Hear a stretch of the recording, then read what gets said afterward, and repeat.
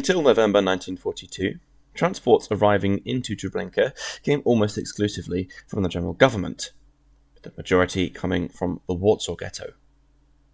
However, starting on November 2nd, 1942, the first transports of Jews arrived into the camp from the Bialystok district.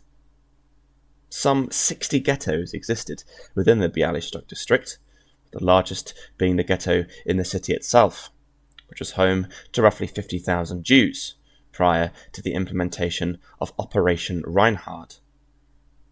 From November 1942 until February 1943, some 100,000 Jews were deported to both the Treblinka and Auschwitz extermination camps, with 10,000 of these Jews being deported directly from the Bialystok ghetto itself into Treblinka.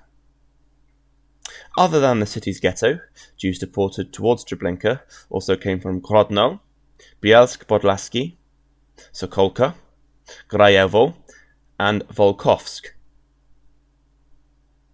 Unlike the Warsaw Ghetto Jews, who were largely unaware of their imminent annihilation in the summer and early autumn of 1942, by November, Treblinka was fairly well known among the Jewish underground in Poland, and rumours of the death camps had reached both the Bialystok ghetto and its surrounding satellite ghettos. Therefore, Jews arriving from the Bialystok district were often less compliant with the SS, with some deportees refusing to undress or refusing to go towards the showers. Some accounts detail Jewish men from Bialystok charging the Germans as soon as they exited their transports, swinging at them with fists, small scraps of wood, or anything they could get their hands on. Although initially shocking for the SS and Travnikis, who had experienced relative compliance up until this point, the hardened mass murderers soon got used to their new reality. Any resistance was quickly crushed, and the transports that contained troublemakers would be dealt with brutally.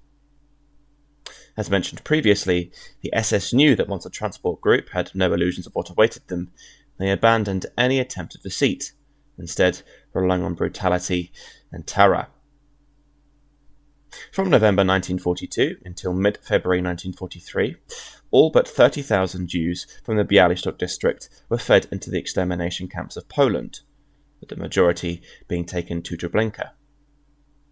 Deportations from the general government still trickled into Treblinka during the Bialystok deportations, but were largely sidelined until late January 1943, when the Jews of the Warsaw Ghetto were once again subject to mass deportations. At this point, the Warsaw Ghetto Jews were under no illusion, and knew exactly what awaited them. Faced with the prospect of certain death, the Jews in the Warsaw Ghetto resisted, igniting a very famous guerrilla campaign known as the Warsaw Uprising, which is one of the most discussed aspects of the Second World War, let alone the Holocaust.